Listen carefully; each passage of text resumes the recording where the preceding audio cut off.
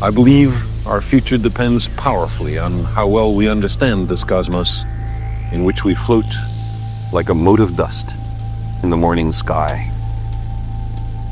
Nas fronteiras do infinito. Os assuntos de hoje são daqueles típicos de explodir o cérebro, ouvinte. Prepare-se porque o papo de hoje vai tratar de algo sobre a nossa galáxia que pouca gente fala. Pouca gente ou até mesmo quase nenhuma pessoa fala. Além desse primeiro assunto sobre a nossa Via Láctea, ainda temos uma conversa fascinante sobre as ondas gravitacionais. Mas indo direto ao que interessa logo de cara, ou seja, a nossa Via Láctea, há muito tempo nós sabemos que a nossa galáxia não se formou do absoluto nada. Mas esse processo de formação e crescimento da nossa galáxia, eu sinceramente não tenho lembranças de estudar nos tempos escolares, por exemplo. Por diversas vezes ouvimos as mesmas características como a sua forma, o tamanho, localização do buraco negro central e do nosso Sol em relação a esse buraco negro. E até mesmo sobre uma eventual colisão com a galáxia de Andrômeda, que quem ouve o CentauriCast sabe que essa colisão pode ser que nem aconteça. Bem, a discussão de hoje aqui no Fronteiras do Infinito trata de um passado bastante antigo. E essas informações sobre a nossa galáxia nos dizem algo que faz muito sentido, que é sobre como ela foi crescendo ao longo de bilhões de anos, devorando galáxias menores como se fosse um gigante cósmico em constante alimentação. E agora temos uma descoberta fascinante, na qual a comunidade astronômica acredita ter encontrado os restos de uma dessas galáxias devoradas, e a apelidaram de Loki. Pois é, uma equipe identificou um grupo de estrelas com características tão semelhantes que provavelmente se formaram juntas, em uma galáxia anã separada, antes de serem incorporadas pela nossa, a Via Láctea. E essas estrelas são extremamente antigas e pobres em metais. Lembrando que os primeiros astros do universo eram feitos basicamente de hélio e hidrogênio. Elementos mais pesados como o ferro foram surgindo aos poucos após sucessivas gerações de estrela realizarem fusão nuclear e explodirem como supernovas. O nosso Sol mesmo pode ser uma estrela de terceira geração. Aliás, nós da equipe de produção de conteúdo do CentauriCast já cogitamos fazer um episódio exatamente sobre isso, sobre o Sol ser uma estrela de segunda ou terceira geração. Se caso vocês acharem que isso é interessante, nos enviem uma mensagem que tocamos para frente essa ideia. Pois bem, retomando o nosso caminho aqui, ser pobre em metais foi um dos principais indicadores usados pelos pesquisadores em relação a essas estrelas que citamos, mas não foi o único. Afinal, já conhecemos muitas estrelas com baixa metalicidade aqui dentro da nossa própria Via Láctea. O que tornou esse grupo especial foi a combinação de 3 fatores, que são composição química, localização e órbita. Bem, a localização, por primeiro, é surpreendente por si só. Essas 20 estrelas estão confinadas perto do disco da Via Láctea, aquela estrutura circular em espiral onde fica a maior parte dos astros, incluindo o nosso Sol. Normalmente, o disco é povoado por estrelas mais jovens e ricas em metais. Encontrar ali, naquela posição, estrelas tão antigas e pobres em metais é algo bem incomum e isso acendeu o alerta. Bem, o movimento orbital dessas estrelas também chamou a atenção. Elas têm uma órbita peculiar, diferente da maior parte dos astros que conhecemos por aqui. O astrônomo Federico Sestito, que liderou o estudo publicado na Monthly Notices of the Royal Astronomical Society, explicou que já haviam identificado essas estrelas antes, mas faltavam dados químicos. Agora, com as informações de composição elementar, foi possível ter um indício muito mais forte de que todas compartilham de uma mesma origem galáctica. Para chegar a esta conclusão, a equipe usou um conjunto de variados métodos, como espectroscopia de alta resolução, análise do movimento orbital, além das famosas e muito úteis simulações teóricas. Eles compararam as assinaturas químicas dessas 20 estrelas com a de estrelas do halo galáctico, de outras galáxias anãs e até com populações simuladas em computador. O resultado mostrou que essas estrelas foram enriquecidas por tipos muito específicos de explosões, as do tipo supernovas de altas energias, hipernovas e também estrelas massivas de rotação rápida, além das fusões de estrelas de nêutrons. mas curiosamente não encontraram nenhum sinal de explosões de anãs brancas. Isso indica que a galáxia de origem delas foi uma galáxia anã energética e de vida curta, que teve uma atividade violentamente intensa por um breve período, e é aí que entra o apelido Loki. A equipe acredita que essas 20 estrelas são os restos de uma galáxia anã que foi engolida pela Via Láctea ainda em formação. Como explicou o Sextito, como eu disse antes, o líder da equipe, talvez tenham detectado um desses vários pequenos sistemas que contribuíram para formar a nossa galáxia. E aqui eu o cito, nas palavras de Sextito, estamos literalmente abrindo os olhos para os processos iniciais da formação da Via Láctea, a nossa própria casa galáctica. O que torna essa descoberta ainda mais desafiadora é o local onde esses restos foram encontrados. É muito mais fácil identificar galáxias anãs que foram desestruturadas e incorporadas na periferia da Via Láctea, longe do seu centro. Já no disco, a tarefa é complicada porque há uma imensa quantidade de estrelas jovens e ricas em metais, como eu citei anteriormente, as quais mascaram essas relíquias mais antigas. É como tentar encontrar agulhas num palheiro, sendo que o palheiro tem bilhões de agulhas modernas. Porém, vocês sabem bem como são os astrônomos. A gente se amarra num problemão para resolver. Apesar de tudo, dos problemas, das dificuldades, o futuro é promissor. O líder da equipe disse que está animado com as próximas instalações espectroscópicas de multi-objeto, que vão conseguir obter informações químicas de milhares de estrelas de uma só vez. Em posse desses dados, seremos capazes de compreender melhor as propriedades de muitos dos blocos fundamentais que formaram a nossa galáxia. Podem existir muitas outras galáxias do tipo Loki escondidas por aí ou por aqui pela nossa Via Láctea, esperando para serem identificadas. Quem sabe até disfarçadas. Bom, quem pegou a referência, pegou. Cada uma dessas estrelas pobres em metais é como um fóssil cósmico. Elas guardam memórias químicas das condições do universo primitivo, das primeiras gerações estelares e das fusões que aconteceram há bilhões de anos. Estudá-las não apenas é reconstruir o passado da Via Láctea, mas é também entender como galáxias em geral se formam e evoluem. É impressionante pensar que ao olhar para essas 20 estrelas, estamos vendo como fragmentos de uma galáxia que já não existe mais.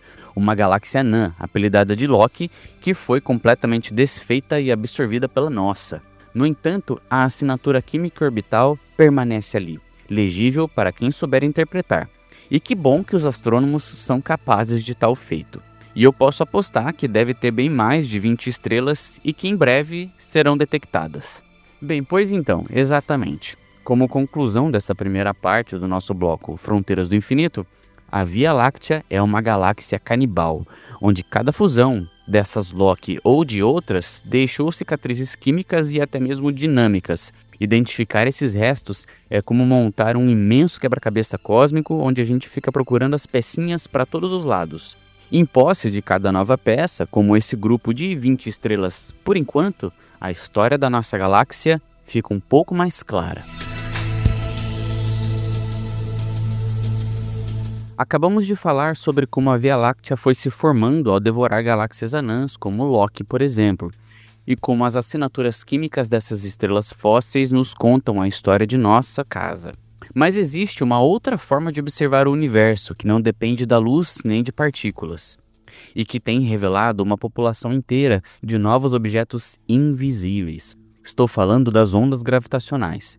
E recentemente, agora, nas últimas semanas, a colaboração LIGO-CAGRA liberou um catálogo impressionante com centenas de novas detecções. Exato, saiu o catálogo transitório de ondas gravitacionais 5.0, o GWTC5, com 161 novos sinais detectados entre abril de 2024 e janeiro de 2025. Com isso, o total de eventos já observados chegou a 390. Para se ter uma ideia, há apenas 10 anos, mais ou menos, fizemos a primeira detecção direta. Isso é de arrepiar. Agora, os detectores estão captando entre 3 e 4 sinais por semana. é uma nova forma de ouvir o universo e já estamos obtendo muitas novas informações do cosmos. E esses sinais são, na sua maioria, provenientes de fusões de buracos negros. O que torna essa atualização tão especial é que, além dos grandes volumes de dados, temos detecções que bateram recordes importantes. Para dar um exemplo, o evento chamado GW 240615, detectado em 15 de junho de 2024, estabeleceu a localização celeste mais precisa já alcançada para uma fonte de ondas gravitacionais. E aqui, para esclarecer ao ouvinte, sempre que citamos um evento detectado pelos consórcios que realizam esses registros, tem no começo do nome o GW, ou seja, uma sigla que representa Gravitational Waves, ou ondas gravitacionais. Bom, portanto, a fonte do GW 240615 foi identificada dentro de uma área de apenas 6 graus quadrados no céu. Isso é muito pequeno quando se fala de astronomia de ondas gravitacionais. A fusão envolveu 2 buracos negros com massa de aproximadamente 26 a 30 massas solares que colidiram a mais de 3 bilhões de anos-luz da Terra. Essa previsão foi possível graças ao retorno do detector Virgo, na Itália, que não havia participado da campanha anterior. Outro recorde impressionante veio do evento GW 250114, detectado em 14 de janeiro de 2025. Bem, esse sinal alcançou a nós aqui na Terra com uma razão, sinal ruído, de 76,9, a maior já registrada. Para comparação e tentar facilitar o que esse valor significa, a primeira detecção histórica, lá de 2015, teve uma razão, sinal ruído, em torno do valor de 24. Esse sinal foi gerado pela fusão de 2 buracos negros quase idênticos, um com 32 e outro com 34 massas solares, a mais de 1 bilhão de anos-luz de distância. A clareza extraordinária desse novo que eu estou citando agora, o GW 250114, permitiu aos cientistas realizar o teste mais preciso já feito na relatividade geral em regimes de campo gravitacional intenso. Além disso, foi possível identificar o teorema da área dos buracos negros proposto por Stephen Hawking. Isso significa que, após a fusão, o buraco negro resultante ressoa como um sino, emitindo ondas gravitacionais em vez de som. A análise mostrou que a área total do horizonte de eventos aumentou, respeitando a segunda lei da termodinâmica. E há um terceiro conjunto de descobertas que eu acho particularmente fascinante, ouvintes. Me acompanhem. 2 eventos detectados com apenas um mês de diferença, ou seja, em outubro e novembro de 2024, chamados respectivamente GW 241011 e GW 241110, revelaram evidências fortes da existência de buracos negros de segunda geração. Isso significa buracos negros que são eles próprios o resultado de fusões anteriores. As características dos spins desses buracos negros indicam que eles provavelmente se formaram em ambientes cósmicos muito densos, como aglomerados estelares, onde colisões repetidas são comuns. O buraco negro maior, em cada par, não se formou diretamente a partir do colapso de uma estrela massiva, por exemplo, mas sim de uma fusão anterior entre 2 buracos negros. E o mais importante disso tudo é que essas assinaturas não são casos isolados, mas refletem uma tendência observada em toda a população de eventos. Precisamente. E é aí que entra o trabalho de análise populacional. Com centenas de eventos, os pesquisadores podem agora medir com confiança as massas, spins e distâncias de buracos negros binários e investigar correlações entre essas propriedades. Descobriu-se que buracos negros com diferentes faixas de massa possuem spins diferentes, identificando que existem caminhos distintos de formação que criam grupos únicos de sistemas. O Dr. Daniel Williams, da Universidade de Glasgow, fez uma comparação muito interessante e que facilita a compreensão. Ele disse que agora estamos detectando tantos sinais que não se trata mais de apenas aprender sobre colisões individuais. É o equivalente astronômico de descobrir uma civilização antiga, e isso torna tudo muito mais empolgante. É como se estivéssemos explorando como fazem os historiadores ao buscar informações sobre, por exemplo, uma civilização antiga, rica e cheia de cultura para a gente aprender. E esses novos resultados são como encontrar um tesouro até então meio escondido, desaparecido, desconhecido, revelando não apenas vidas individuais, mas a estrutura de todo um mundo perdido, escondido. E há ainda uma aplicação cosmológica fundamental para esses dados, pois o catálogo utilizado permite medir a constante de Hubble, que descreve a taxa de expansão do universo com mais precisão do que nunca, usando ondas gravitacionais. Bem, as ondas gravitacionais permitem estimar diretamente a distância do objeto em fusão, sem depender da escala de distância cósmica baseada em velas padrões, por exemplo. Foram utilizados 236 sinais nessa análise, quase o dobro do número anterior. Cada evento contribui com uma pequena quantidade de informações, mas juntos, esses sinais melhoram significativamente os resultados. E o software desenvolvido na Universidade de Glasgow permite que essas análises sejam executadas mais de 1000 vezes mais rápido do que antes, mesmo com o crescente número de detecções, ou seja, teve no meio desse balaio todo um ganho de processamento também. O futuro da astronomia de ondas gravitacionais é extremamente promissor e eu estou particularmente, empolgado com isso tudo. À medida com que os detectores se tornam mais sensíveis e as novas campanhas de observações são realizadas, obteremos medições mais precisas de fontes individuais e então aumentaremos ainda mais o número de fontes nos catálogos. Isso permitirá investigar uma astrofísica cada vez mais detalhada da formação de buracos negros e estrelas de nêutrons. E tem ainda a proposta da construção de um detector de ondas gravitacionais no espaço que a China está elaborando, gancho direto com o programa da semana passada. Quem ouviu lembra e quem não ouviu tá lá no Spotify ou no YouTube o trecho do Fronteiras do Infinito sobre tudo isso. E ainda vale lembrar que tudo isso é parte de uma medição que desloca os detectores por apenas uma fração do tamanho de um núcleo atômico. A tecnologia desenvolvida ao longo de décadas, incluindo as delicadas suspensões de espelhos lideradas por pesquisas da Universidade de Glasgow, tornou possível decodificar as propriedades de buracos negros colidindo a bilhões de anos-luz da Terra a partir desses deslocamentos minúsculos. Bem, então recapitulando o que cobrimos nesse bloco, começamos com a descoberta da galáxia anã, que apelidaram de Loki, cujos restos foram identificados em um grupo de 20 estrelas antigas e pobres em metais, confinadas próximo ao disco da Via Láctea, com órbitas peculiares, revelando que a nossa galáxia cresceu ao devorar sistemas menores ao longo de bilhões de anos. E na sequência entramos no universo das ondas gravitacionais, que é relativamente novo, que trouxe, então, 161 novos sinais de fusões de buracos negros, elevando o total para um número de 390 detecções desde a primeira, lá atrás, em 2015. Um desses destaques foi a localização celeste mais precisa já alcançada, o sinal mais claro já registrado, e as evidências robustas de buracos negros de segunda geração, formados a partir de fusões anteriores em ambientes densos. Esses dois temas trazem o que há de mais fino na astronomia moderna, contemporânea, e que deixa todo mundo que ama esse ramo da ciência maravilhado. E o mais impressionante é que ambas as áreas estão em plena maturidade. De um lado, a espectroscopia de alta resolução e as simulações teóricas que nos permitem identificar os blocos fundamentais que construíram a nossa própria casa galáctea, a Via Láctea. E do outro, detectores ultrassensíveis, como o LIGO Virgo Cagra, esse consórcio entre 3 países, Estados Unidos, Itália e Japão, que estão captando dezenas de sinais por mês, por semana, transformando a astronomia gravitacional de uma curiosidade em uma ferramenta rotineira de investigação cósmica.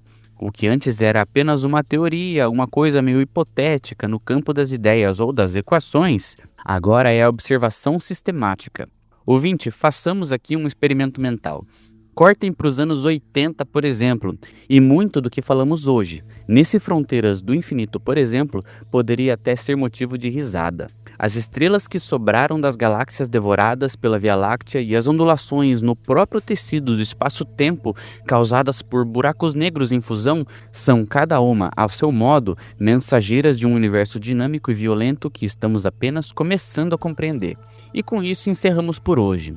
com gosto de quero mais, mas ficamos com a certeza de que, seja olhando para as fronteiras do universo, mirando lá nas estrelas mais antigas do nosso quintal galáctico, seja escutando as reverberações das colisões que distorcem o próprio tecido do espaço-tempo, estamos cada vez mais próximos de desvendar o infinito do cosmos. Você acabou de ouvir o CentauriCast Entre as Estrelas.